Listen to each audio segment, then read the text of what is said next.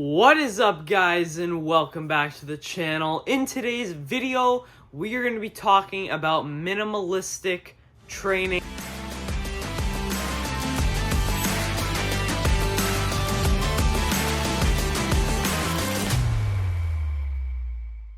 I know a lot of fitness YouTubers or people in fitness anyway, like me, we always talk about how to maximize hypertrophy, but let's be honest, it's not really that realistic for the average person who maybe doesn't see this as a really big portion of their life. Maybe it's just a piece of their life, not their whole life.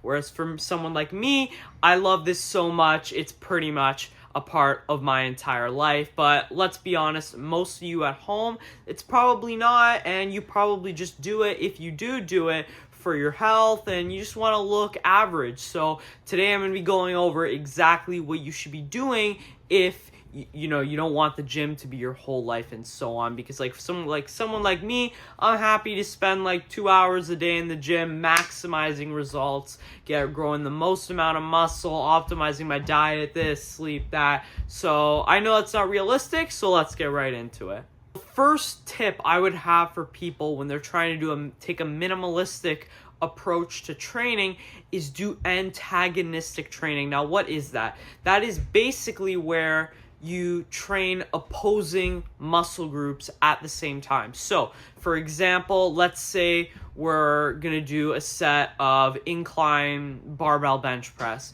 So that's going to work chest, triceps, and quite a bit of our front delts because we're on the incline.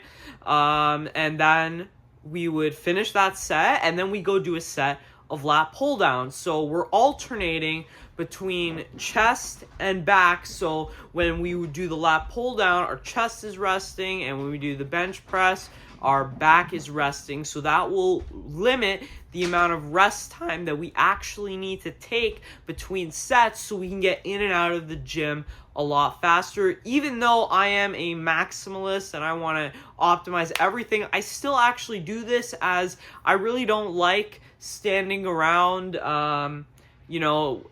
just resting. Like, it's not that fun. Like, I don't want to spend 4 or 5 minutes just standing there waiting to do my next set. I want to be in there and I want to be training hard the whole time. So this allows me, so I'll do the set of bench press and then I'll maybe rest a minute or two, then go to the lat pull down and rest a minute or two, and then go back to the bench press. So I'm getting around 5 minutes of rest between each set for my chest and my back, but I'm maximizing my time in the gym. So, and even with that, I still train for like 2 hours every time I do it. So imagine if I didn't. So definitely would recommend doing that if you want to save on some time.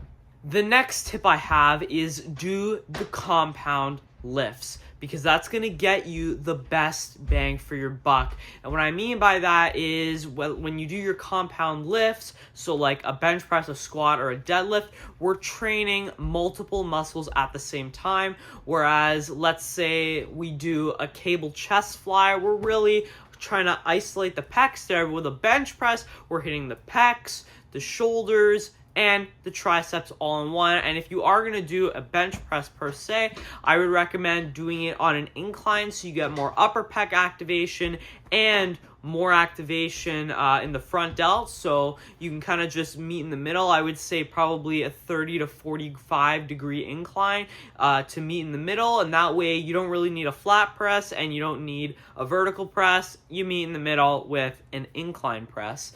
And another thing is I would also definitely recommend taking closer grips on any of your pulling or pressing movements, and that again is to engage our arms and shoulders more.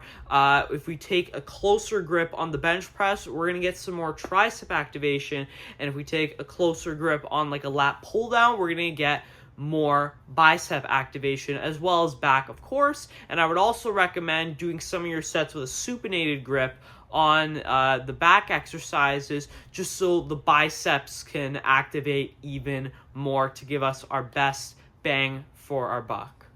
The next tip I would have is to do full body workouts. So basically you're working your entire body around at least, I would say, 2 times a week, maybe 3 times if you can fit that in your schedule. And that's because research shows that we should be training every muscle group twice a week. So I would definitely recommend, if you can only fit 2 or 3 days in your program, let's say maybe you can fit 3 days, maybe you can do a lower body day, an upper body day, and then a full body day. Or if you can only fit in 2, you can just go ahead and do 2 full body days. That way we're hitting every muscle twice a week, and we're giving it the adequate amount of volume and a good amount of time to recover.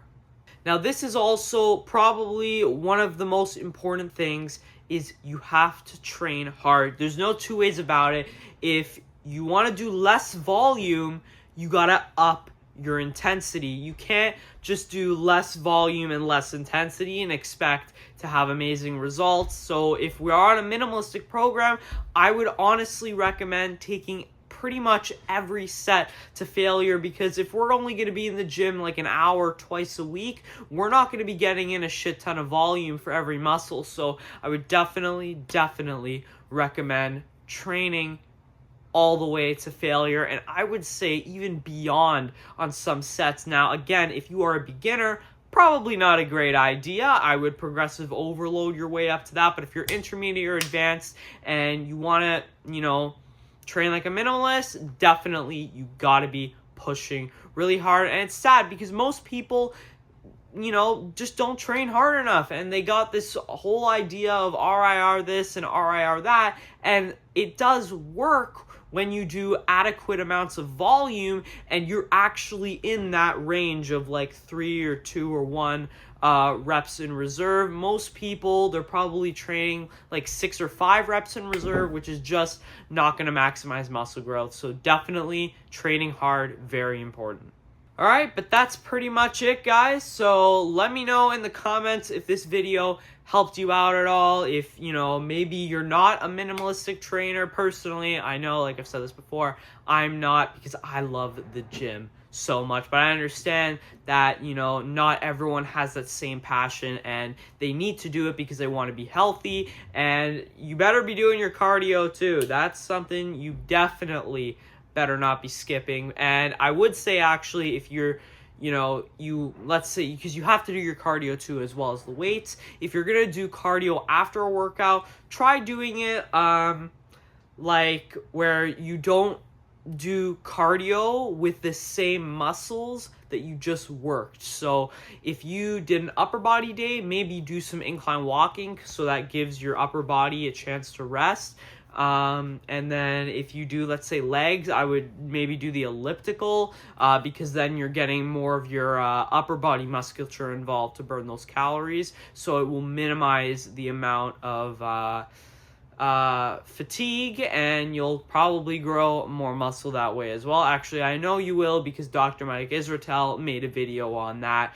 But that's pretty much it, guys. So if you have enjoyed, make sure to smash that like button and subscribe if you're new here, and I will see you in the next one. Peace.